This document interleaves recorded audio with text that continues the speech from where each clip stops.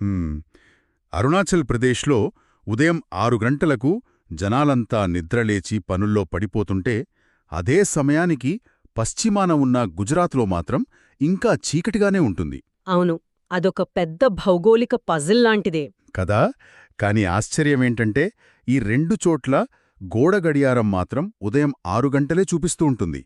ఒకే దేశంలో ఉంటూ గడియారాలన్నీ ఒకే సమయాన్ని పాటిస్తున్నా సూర్యుడు మాత్రం అలా 2 గంటల తేడాతో ఎందుకు ప్రయాణిస్తున్నాడు? ఇది నిజంగా ఆలోచించాల్సిన విషయమే. ఈరోజు మన ముందున్న అధ్యయన పత్రం పేరు Geo7.pdf. దీన్ని కేవలం మ్యాపులు, కొలతలు ఉన్న ఒక డాక్యుమెంట్లా కాకుండా ఏకంగా 3.28 మిలియన్ చదరపు కిలోమీటర్ల విస్తీర్ణం కలిగిన ఈ అత్యంత భారీ భూభాగంపై ప్రకృతి తన కుంచెతో ఎన్ని రంగులద్దిందో మనం చూడబోతున్నాం. ఖచ్చితంగా. ఆ భౌగోళిక పరిస్థితులు జనజీవనాన్ని ఎలా ప్రభావితం చేస్తున్నాయో లోతుగా విశ్లేషించడమే ఈనాటి మన డీప్ డైవ్ లక్ష్యం. ఇంతటి విశాలమైన దేశాన్ని అర్థం చేసుకోవడం నిజంగా ఉత్కంఠభరితంగా ఉంటుంది గదా. అవును, ఈ ప్రయాణం చాలా ఆసక్తికరంగా ఉండబోతుంది. అంటే మనం కేవలం ఒక చిన్న భూభాగాన్ని గురించి మాత్రమే మాట్లాడుకోవడం లేదు.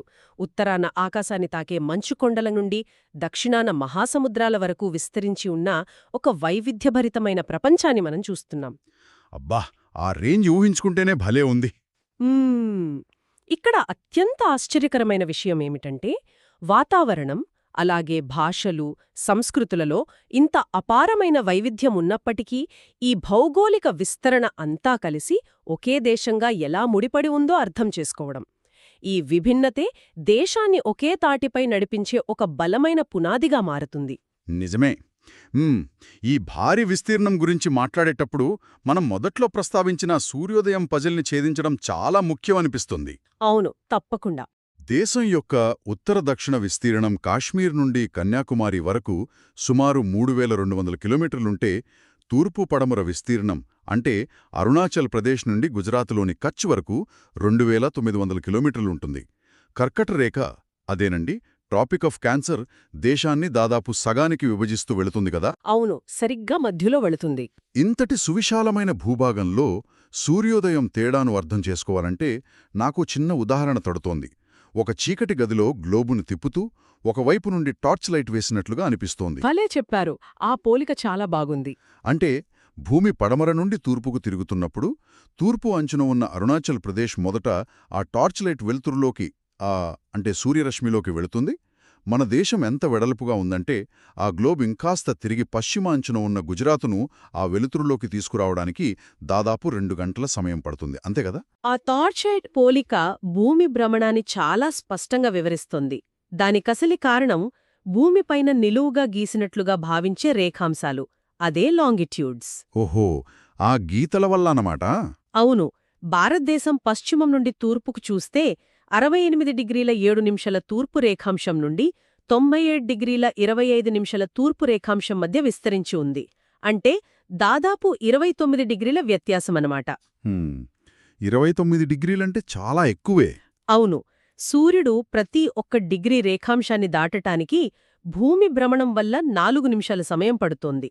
ఈ లెక్కన 29° వ్యత్యాసమంటే దాదాపు 116 నిమిషాలు, అంటే దాదాపు 2 గంటల సమయం. అబ్బా, లెక్క సరిగ్గా సరిపోయింది. అందుకే తూర్పు కొసన ఉన్న అరుణాచల్ ప్రదేశ్లో సూర్యుడు ఉదయించిన 2 గంటలకు గాని పశ్చిమాన ఉన్న గుజరాతులో సూర్యుడు కనిపించడు. కాని ఒక్క నిమిషం, భౌగోళికంగా ఇది నిజమైన ఆచరణలో చూస్తే ఇలాంటి వ్యత్యాసం ఒకే దేశంలో రైళ్లు, విమానాల షెడ్యూల్స్కు విపరీతమైన గందరగోళం సృష్టిస్తుంది గదా. ఖచ్చితంగా సృష్టిస్తుంది. ఉదయం 8 గంటల ఫ్లైట్ అంటే తూర్పున ఒకరికి ఎండ కాస్తుంటుంది, పశ్చిమాన ఒకరికి ఇంకా తెల్లవారుతూ ఉంటుంది. ఇదంతా పాలనాపరంగా పెద్ద సవాలే అనిపిస్తుంది నాకు. సరిగ్గా ఈ గందరగోళాన్ని నివారించడానికే ఒక గొప్ప నిర్ణయం తీసుకున్నారు. భారతదేశం నడిబొడ్డున ఉన్న 82°30' తూర్పు రేఖాంశాన్ని ఇండియన్ స్టాండర్డ్ టైం లేదా దేశం మొత్తానికి ప్రామాణిక సమయంగా నిర్ధారించారు. ఓహో, అంటే సెంటర్ పాయింట్ తీసుకున్నారన్నమాట. అవును, ఇక్కడ మనం ఒక భౌగోళిక వాస్తవాన్ని గుర్తుంచుకోవాలి. ఉదాహరణకు రష్యా లాంటి దేశం తూర్పు పడమరలుగా మరీ విశాలంగా ఉంటుంది. కాబట్టి అక్కడ ఏకంగా 11 టైం జోన్లున్నాయి. అమెరికాలో కూడా అలాగే ఉంటాయి. అవునవును, అక్కడ టైం జోన్స్ వేరుగా ఉంటాయి. కాని భారతదేశం తన రైల్వేలు, విమానయాన వ్యవస్థలు సజావుగా నడవడానికి, పరిపాలనా సౌలభ్యం కోసం దేశమంతటా ఈ ఒకే ప్రామాణిక సమయాన్ని పాటిస్తోంది. సూర్యుడు ఎప్పుడు ఉదయించినా గడియారాలు మాత్రం ఈ మధ్యరేఖాంశం ఆధారంగానే నడుస్తాయి. అంటే భౌగోళిక సమస్యను మానవ తెలివితేటలతో ఎంత చక్కగా పరిష్కరించారో అర్థమవుతోంది. సరే, ఇప్పుడు ఈ విస్తీర్ణం గురించి పక్కన పెడితే కాస్త ఉత్తరం వైపుగా వెళ్దాం. ఇంతటి విశాలమైన దేశంలో ఉత్తరాన ఉన్న హిమాలయాల గురించి ఆలోచిస్తే ఒక అద్భుతమైన విషయం తోడుతోంది. ఆ పర్వతాలు కేవలం ఎత్తైన రాళ్ల కుప్పలు కావు. ఖచ్చితంగా కావు. అవి గనక లేకపోయి ఉంటే దానికి దక్షిణంగా ఉన్న ఆ భారీ ఉత్తర మైదానాలు బహుశా ఒక ఎడారిగా మిగిలిపోయేవో ఏమో అనిపిస్తోంది. ఎందుకంటే ఆ మంచుకొండలే దేశంలో ప్రవహించే మహానదులకి జన్మస్థానాలు కదా. అది అక్షరాల నిజం. మంచు నిలయమైన హిమాలయాలు 3 ప్రధాన సమాంతర శ్రేణులుగా విస్తరించి ఉన్నాయి. అత్యుత్తరంగా ఉన్న గ్రేట్ హిమాలయ లేదా హిమాద్రి. ఇక్కడే ప్రపంచంలో అత్యంత ఎత్తైన శిఖరాలు ఉన్నాయి. అంటే ఎవరెస్ట్ లాంటివన్నమాట. అవును. దానికి దక్షిణంగా మిడిల్ హిమాలయ లేదా హిమాచల్. ఆ తర్వాత చివరగా దక్షిణాన శివాలిక్ శ్రేణులు ఉన్నాయి. ఇవి దేశానికి కేవలం ఒక గోడలా భౌతిక రక్షణ ఇవ్వడమే కాదు, ఒక వాతావరణ కవచంలా కూడా పనిచేస్తాయి. వాతావరణ కవచమంటే మధ్య ఆసియా నుండి వచ్చే గడ్డకట్టించే చలిగాలులను ఇవి అడ్డుకుంటాయి. అలాగే సముద్రం మీద నుండి వచ్చే ఋతుపవనాలను ఈ ఎత్తైన పర్వతాలు అడ్డుకోవడం వల్లే ఆ మేఘాలు వర్షించి నదులు పుడుతున్నాయి. అబ్బా, భౌగోళిక నిర్మాణం ఎంత అద్భుతమైన గొలుసుకట్టు చర్యను సృష్టిస్తోందో కదా. ఈ పర్వతాల వల్లే గంగా, సింధు, బ్రహ్మపుత్ర లాంటి నదులు పుడుతున్నాయి. అవును. అంటే ఈ నదులు ఎత్తైన పర్వతాలపై నుండి వేగంగా కిందికి ప్రవహిస్తున్నప్పుడు తమతో పాటు కేవలం నీటిని మాత్రమే కాకుండా రాళ్లను కరిగించి అత్యంత సారవంతమైన మట్టిని కూడా తీసుకువస్తాయని స్పష్టంగా తెలుస్తోంది. ఆ మట్టిని ఇంగ్లీష్లో అలువియల్ డిపాజిట్స్ అంటారు కదా. కరెక్ట్. అదే ఒండ్రుమట్టి. ఈ మట్టే ఆ ఉత్తర మైదానాలను ఒక వ్యవసాయ స్వర్గంగా మార్చేసి ఉండాలి. అంటే ప్రజలంతా కేవలం సారవంతమైన మట్టిని వెతుక్కుంటూనే ఒకే చోట స్థిరపడ్డారా? ఈ ఉత్తర మైదానాల్లో అంత జనాభా ఎందుకుంది? ఇది భౌగోళిక శాస్త్రంలో ఒక ముఖ్యమైన పరిణామం. హిమాలయాల నుండి వేగంగా వచ్చే సింధు, గంగా, బ్రహ్మపుత్ర నదులు, వాటి ఉపనదులు ఈ విశాలమైన భూభాగాలపై ఆ ఒండ్రుమట్టిని పరుస్తాయి. ఈ నదీ మైదానాలు సాగుకు అద్భుతమైన, అనుకూలమైన చదునైన భూమిని అందిస్తాయి. దీన్ని మనం విశాల దృక్పథంతో గమనిస్తే ఒక విషయం అర్థమవుతుంది. మనిషి ఎప్పుడూ తన మనుగడకు అత్యంత అనుకూలమైన ప్రదేశాలనే ఎంచుకుంటాడు. అవును. ఎక్కడ నీళ్లుంటే అక్కడే ఉంటారు. అంతే కదా. ఎక్కడైతే వ్యవసాయం సులభంగా ఉంటుందో, ఎక్కడ నీరు, ఆహారం పుష్కలంగా దొరుకుతాయో అక్కడే నాగరికతలు వికసిస్తాయి, సమాజాలు వృద్ధి చెందుతాయి. అందుకే ఈ ఉత్తర మైదానాలలో జనాభా కేంద్రీకరణ ప్రపంచంలోనే అత్యధికంగా ఉంటుంది. ఇక్కడ మట్టి కేవలం నేల కాదు, కోట్ల మందికి జీవనాధారం. నిజమే. ఈ చదునైన పచ్చని వ్యవసాయ మైదానాల నుండి కొంచెం దక్షిణంగా ప్రయాణిస్తే భూభాగం ఒక్కసారిగా మారిపోవడం మరింత ఆసక్తికరం. ఇక్కడి నుండి దక్షిణ ద్వీపకల్ప పీఠభూమి, అదే పెనిన్సులార్ ప్లాట్యూ మొదలవుతుంది. అవును. ఆ రూపురేఖలే మారిపోతాయి. ఈ పీఠభూమి ఒక త్రిభుజాకారంలో ఉండే అతి పురాతనమైన ప్రాంతం. నాకు దీన్ని చూస్తుంటే ఒక దేశపు ప్రాచీన శిలాస్తంభంలాగా అనిపిస్తుంది. ఇక్కడ ఉత్తర మైదానాల్లాగా భూమి చదునుగా ఉండదు, కొంచెం ఎగుడు దిగుడుగా ఉంటుంది కదా. అవునవును. రాళ్ళు, గుట్టలు ఎక్కువగా ఉంటాయి. ఆసక్తికరమైన విషయమేంటంటే ప్రపంచంలోని అత్యంత పురాతన పర్వత శ్రేణులలో ఒకటైన ఆరావళీ కొండలు ఈ పీఠభూమికి వాయువ్య సరిహద్దులో ఉన్నాయి. ఈ ఆరావళీ కొండలే పశ్చిమాన ఉన్న పొడి, వేడి, ఇసుకతో కూడిన గ్రేట్ ఇండియన్ ఎడారిని దేశం లోపలికి మరింతగా విస్తరించకుండా ఒక సహజ కాపలా గోడలా అడ్డుకుంటున్నాయేమో అనిపిస్తోంది. మీ విశ్లేషణ చాలా ఖచ్చితమైనది. ఆరావళి పర్వతాలు ఆ ఎడారి ఇసుకగాలులను అడ్డుకునే ఒక అద్భుతమైన సహజ అవరోధంగా పనిచేస్తాయి. ఇక ఈ ద్వీపకల్ప పీఠభూమి గురించి మరొక ముఖ్యమైన విషయమేమిటంటే ఇది కేవలం పురాతనమైనదే కాదు, దేశ ఆర్థిక వ్యవస్థకు, పారిశ్రామిక అభివృద్ధికి ఒక వెన్నెముకల్లాంటిది. ఇందులో వింధ్య, సాత్పురా శ్రేణులు చాలా ముఖ్యమైనవి. ఓహో, ఆ పర్వత శ్రేణులా? అవును. ఈ ఎగుడు దిగుడు ప్రాంతంలో పైకి కనిపించని అపారమైన సంపద నేల కింద దాగి ఉంది. బొగ్గు, ఇనుప ఖనిజం లాంటి ఎన్నో ఖనిజాలు ఈ పీఠభూమిలో లభిస్తాయి. మన దేశంలోని భారీ పరిశ్రమలన్నీ ఈ ఖనిజ సంపదపైననే ఆధారపడి ఉన్నాయి. ఈ వింధ్య సాత్పురా శ్రేణుల ప్రస్తావన రాగానే ఒక భౌగోళిక వింత గుర్తుకొస్తోంది. దేశంలోని చాలా పెద్ద నదులన్నీ పశ్చిమం వైపు నుండి పుట్టి తూర్పువైపు ప్రవహించి బంగాళాఖాతంలో కలుస్తాయి. అవును, గోదావరి, కృష్ణ లాంటివన్నీ. కాని ఈ శ్రేణుల మధ్య పుట్టే నర్మదా మరియు తపతీ నదులు మాత్రం దానికి పూర్తిగా విరుద్ధంగా పశ్చిమ దిశగా ప్రవహించి అరేబియా సముద్రంలో కలుస్తాయి కదా. అంటే ఆ నిర్దిష్ట ప్రాంతంలో భూమివాలు మిగతా దేశానికి భిన్నంగా పశ్చిమం వైపు ఉందన్నమాట. సరిగ్గా చెప్పారు. భూమి వాలు అనేది నీటి ప్రవాహాన్ని శాసిస్తుంది. ఆ నర్మదా, తపతీ నదులు పగులు లోయలగుండా, అంటే భౌగోళికంగా ఏర్పడిన లోతైన పగుళ్లగుండా ప్రవహిస్తూ అరేబియా సముద్రాన్ని చేరుకుంటాయి. భౌగోళిక నిర్మాణంలో ఇలాంటి వైవిధ్యాలు ఎన్నో ఆశ్చర్యాలకు గురిచేస్తాయి. ఆ పీఠభూమి వాలు గురించి, నదుల ప్రయాణం గురించి మాట్లాడుతున్నాం కాబట్టి ఈ పీఠభూమికి రెండు వైపులా ఉన్న కనుమలు అంటే ఘాట్స్ గురించి కూడా ప్రస్తావించాలిక్కడ. ఖచ్చితంగా. Eastern Ghats, western Ghats. అవును, ఆ పశ్చిమ కనుమలు పశ్చిమ తీర మైదానాలకు, తూర్పు కనుమలు తూర్పు తీర మైదానాలకు సరిహద్దులుగా ఉన్నాయి. పశ్చిమ తీరం చూస్తేనేమో చాలా సన్నగా ఉంటుంది, కాని తూర్పు తీరం బాగా వెడల్పుగా ఉంటుంది గదా. ఇక్కడే నాకు ఆలోచన వస్తోంది. ఏంటది? ఆ మహానది, గోదావరి, కృష్ణ, కావేరి నదులు వేల కిలోమీటర్లు ప్రయాణించి తూర్పు వైపుగా వెళ్లి బంగాళాఖాతంలో కలుస్తాయి. సుదీర్ఘమైన ప్రయాణం చేసి సముద్రాన్ని చేరేసరికి ఆ నదులు పూర్తిగా అలసిపోయి, తమ వేగాన్ని కోల్పోయి, వెంట తెచ్చిన ఒండ్రుమట్టిని అక్కడే సముద్రముఖద్వారం దగ్గర వదిలేస్తాయనిపిస్తోంది. భలే పట్టార్ లాజిక్. అవును, ఆ మట్టిమేటలు వేయడం వల్లే నదులు పలు పాయలుగా విడిపోయి ఈ భారీ డెల్టాలను సృష్టిస్తున్నాయి కదా. అలాగే గంగా, బ్రహ్మపుత్ర నదులు సముద్రంలో కలిసే చోట ఏర్పడే సుందర్ బన్స్ డెల్టా. ఇది త్రిభుజాకారంలో ఉంటుంది, పైగా ప్రపంచంలోనే అతి పెద్ద డెల్టా. ఈ నదులు సముద్రాన్ని కలిసే చోటే అత్యంత సారవంతమైన నేలలు ఏర్పడ్డానికి ఇదే కారణమనిపిస్తుంది. అవును, ఆ నదులు సముద్రంలో కలిసే పాయింట్ను నదీ ముఖద్వారం అంటారు. మీరు చెప్పినట్లు వేగం కోల్పోవడం వల్లనే ఈ విశాలమైన డెల్టాలు, ఆ వెడల్పాటి తూర్పుతీర మైదానాలు ఏర్పడ్డాయి. ఈ డెల్టాలు వ్యవసాయానికి, జీవవైవిధ్యానికి పెట్టింది పేరు. అయితే ఇక్కడ సముద్రం వద్ద జరిగే మరో అద్భుతమైన సృష్టి గురించి కూడా మనం మాట్లాడుకోవాలి. ఒకవైపు నదులు సారవంతమైన డెల్టాలను సృష్టిస్తుంటే, సముద్రం మధ్యలో దీవులు ఎలా ఏర్పడ్డాయో చూద్దాం. అరేబియా సముద్రంలోని లక్షద్వీప్ దీవులు కేవలం మట్టితోనో రాళ్లతోనో ఏర్పడినది కావు. అవి కోరల్ దీవులు. కోరల్ దీవులా? అంటే పగడపు దీవులనమాట. అవునండి. సముద్రంలో పాలిప్స్ అనబడే అత్యంత చిన్న సముద్ర జీవులుంటాయి. ఆ జీవులు చనిపోయినప్పుడు వాటి కఠినమైన అస్థిపంజరాలు సముద్ర గర్భంలో అలాగే ఉండిపోతాయి.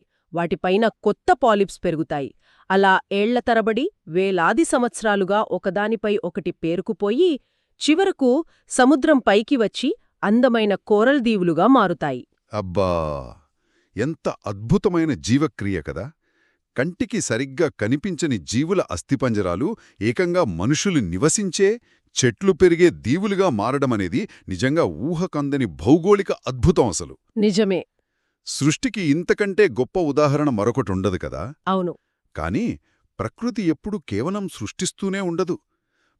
దానికి విరుద్ధంగా సముద్రం భయంకరమైన విధ్వంసాన్ని కూడా సృష్టించగలదు.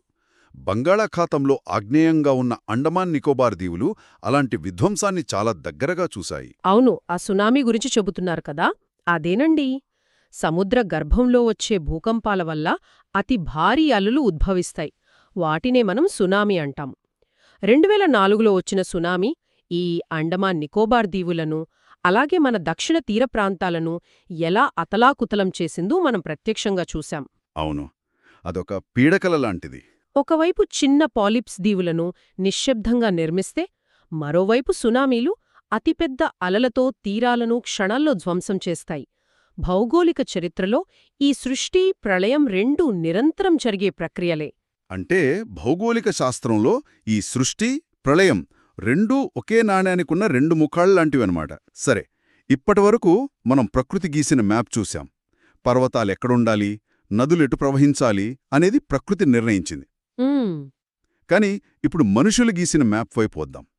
ఈ అధ్యయన పత్రం ప్రకారం ఇంతటి విశాలమైన, వైవిధ్యభరితమైన భౌగోళిక రంగాన్ని పరిపాలనా సౌలభ్యం కోసం మనుషులు ఎలా విభజించుకున్నారో చూస్తే, దేశాన్ని 29 రాష్ట్రాలుగా, 7 కేంద్రపాలిత ప్రాంతాలుగా విభజించారు.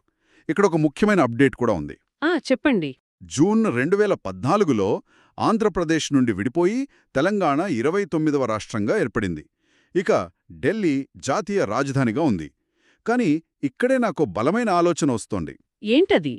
ఈ రాష్ట్రాల సరిహద్దులను దేని ఆధారంగా గీశారు? ఎందుకంటే రాజస్థానేమో విస్తీర్ణంలో అతి పెద్ద రాష్ట్రంగా ఉంది, గోవా చూస్తే అతి చిన్న రాష్ట్రంగా ఉంది. ఈ అంతర్గత సరిహద్దులను నదులు, పర్వతాలు నిర్ణయించాయా? లేక ప్రజలు మాట్లాడే భాషలు, వారి సంస్కృతి ఈ సరిహద్దులను శాసించాయా? ఇది చాలా లోతైన విశ్లేషణ అవసరమున్న ప్రశ్న. ఇక్కడ మనం 2 రకాల సరిహద్దులను అర్థం చేసుకోవాలి. సహజంగా ప్రకృతి ఏర్పర్చిన అంతర్జాతీయ భౌగోళిక సరిహద్దులు వేరు, పరిపాలన కోసం మనిషి దేశం లోపల ఏర్పర్చిన అంతర్గత సరిహద్దులు వేరు. ఓహో, 2 రకాలున్నాయా? అవును. మన దేశ భౌగోళిక సరిహద్దులను పర్వతాలు, సముద్రాలు చాలా వరకు నిర్ణయించాయి. ఉదాహరణకు భారతదేశం వాయువ్యంలో పాకిస్తాన్, ఆఫ్ఘనిస్తాన్, ఉత్తరాన చైనా, నేపాల్, భూటాన్, తూర్పున బంగ్లాదేశ్, మయన్మార్ ఇలా ఏకంగా 7 దేశాలతో భూసరిహద్దు పంచుకుంటోంది. చాలా పెద్ద బోర్డరే. అలాగే సముద్ర మార్గం గుండా చూస్తే దక్షిణాన మన ద్వీప పొరుగు దేశాలైన శ్రీలంక, మాల్దీవులు ఉన్నాయి. ఇందులో శ్రీలంకను భారతదేశం నుండి పాక్ జలసంధి అనే ఒక సన్నని సముద్రపాయ వేరుజేస్తోంది. ఇవి ప్రకృతి సిద్ధంగా ఏర్పడిన లేదా చారిత్రక పరిణామాల వల్ల ఏర్పడిన అంతర్జాతీయ సరిహద్దులు. ఇది క్లియర్గా అర్థమైంది. మరి అంతర్గత సరిహద్దుల సంగతి ఏంటి? మీరు అడిగిన ఆ అంతర్గత సరిహద్దుల విషయానికి వస్తే, అంటే మన రాష్ట్రాల విభజనకు వస్తే, స్వాతంత్ర్యం తర్వాత రాష్ట్రాల విభజన ప్రధానంగా భాషల ఆధారంగానే జరిగింది. అవును కదా, భాషా ప్రయుక్త రాష్ట్రాలు అంటారు. కరెక్ట్. ఒకే భాష మాట్లాడే ప్రజలు, ఒకే సంస్కృతిని పంచుకునే వారిని ఒక పరిపాలనా విభాగంగా ఏకం చేశారు. భౌగోళికంగా విస్తీర్ణం ఎంత ఉన్నప్పటికీ భాష అనేది ఒక అదృశ్య తీగలా ప్రజలను ఆయా రాష్ట్రాలుగా బంధించింది. భలే చెప్పారు. అందుకే పర్వతాలు, నదులు ఒక రాష్ట్రం నుండి మరో రాష్ట్రానికి ప్రవహిస్తున్నప్పటికీ భాషలు మాత్రం వాటి సరిహద్దులను స్పష్టంగా గీశాయి. ఈ అంతర్గత, బాహ్య సరిహద్దులు కేవలం మ్యాప్లో గీతలు కాదు, అవి దేశాల మధ్య, ప్రజల మధ్య సంబంధాలను, వ్యాపారాన్ని ఎంతగానో ప్రభావితం చేస్తాయి. భౌగోళిక నిర్మాణం, సాంస్కృతిక వైవిధ్యం దేశ ఉనికిని ఎంత బలంగా శాసిస్తున్నాయో ఇప్పుడు చాలా స్పష్టంగా అర్థమవుతోంది. అంటే ఇప్పటివరకు మనం చేసిన ఈ లోతైన విశ్లేషణను ఒకసారి క్రోడీకరిస్తే భారతదేశమంటే కేవలం మ్యాప్లో కనిపించే ఒక ఆకారం కాదు. ఖచ్చితంగా కాదు. అది గడ్డకట్టించే మంచుతో కప్పబడిన అత్యున్నత పర్వతాలు, వేడిని రగిలించే విశాలమైన ఎడారులు, ఎన్నెన్నో ఖనిజాలను దాచుకున్న ప్రాచీన పీఠభూములు, కోట్లాది మందికి జీవనాధారమైన సారవంతమైన విశాల మైదానాలు మరియు సముద్రపు అంచునున్న పొడవైన తీరప్రాంతాలు కలగలిసిన ఒక అద్భుతమైన సృష్టి. వినడానికే చాలా అద్భుతంగా ఉంది. అవును. జ్ఞానాన్ని సేకరించడం, ఇలాంటి ఆధారాలను లోతుగా అధ్యయనం చేయడం వల్లే ఇదంతా భిన్నత్వంలో ఏకత్వం అనే భావనకు ఎలా దారితీస్తుందో మనకు స్పష్టంగా అర్థమవుతుంది. ఎన్నో విభిన్నమైన పరిస్థితులున్నా మనమంతా ఒకే సజీవ స్వరూపంగా ఎలా ముడిపడున్నామో తెలిసింది ఈరోజు. ముమ్మాటికి నిజం. విభిన్నమైన భూభాగం, విభిన్నమైన వాతావరణం మనుషుల జీవనశైలిని, వారు తినే ఆహారాన్ని, కట్టే బట్టలను నిర్దేశించినప్పటికీ అందర్నీ కలిపి ఉంచే ఒక బలమైన పునాది ఈ దేశపు భౌగోళిక, సాంస్కృతిక కలయిక. కరెక్ట్. భౌగోళిక పరిస్థితులను అర్థం చేసుకోవడమంటే కేవలం కొలతలు చదవడం కాదు. భూమివాలు, నదుల ప్రవాహం, పర్వతాల ఎత్తు ఇవన్నీ వేలాది సంవత్సరాలుగా మన జీవన శైలిని, మన ఆర్థిక వ్యవస్థను ఎలా నిర్దేశించాయో తెలుసుకోవడం. మన ఉనికిని, మన గతాన్ని, అలాగే మన భవిష్యత్తును అర్థం చేసుకోవడం. సరిగ్గా చెప్పారు. భవిష్యత్తు. మనం మొదట్లో సృష్టి విధ్వంసాల గురించి మాట్లాడుకున్నాం. లక్షలాది సంవత్సరాలుగా ప్రకృతి ఎంతో శ్రమించి ఈ అద్భుతమైన భౌగోళిక స్వరూపాన్ని, ఆ కోరల్ దీవులను, సారవంతమైన డెల్టాలను చెక్కింది కదా. అవును. ఇదంతా ఒక సహజ సిద్ధమైన ప్రక్రియ. కానీ ఇప్పుడు మనం ఒక సరికొత్త ముప్పును ఎదుర్కొంటున్నాం. మనిషి ఇప్పుడు చాలా వేగంగా మార్పులను తీసుకొస్తున్నాడు. ముఖ్యంగా గ్లోబల్ వార్మింగ్ లాంటి వాతావరణ మార్పుల వల్ల రాబోయే దశాబ్దాలలో సముద్ర మట్టాలు పెరిగితే ఆ చిన్న పాలిప్స్తో ఏర్పడిన సున్నితమైన కోరల్ దీవులు, కోట్లాది మందికి ఆశ్రయమిస్తున్న మన తీర ప్రాంతాల భవిష్యత్తులో ఎలా మనుగడ సాగిస్తాయో అన్నదొక బలమైన ప్రశ్న. అవును, ఇది మనందర్నీ భయపెడుతున్న నిజం. ఒకప్పుడు ప్రకృతితో కలిసి నడిచిన మానవత్వం ఇప్పుడు అదే ప్రకృతి సమతుల్యతకే సవాలు విసిరితే మన భౌగోళిక మ్యాపింగ్కెన్ని మార్పులు చూడాల్సి వస్తుందో అన్నది నిజంగా ఆలోచించాల్సిన విషయం. ఈ ఆలోచనతోనే ఈనాటి మన విశ్లేషణను ముగిద్దాం. మరో ఆసక్తికరమైన అంశంతో మళ్ళీ కలుద్దాం.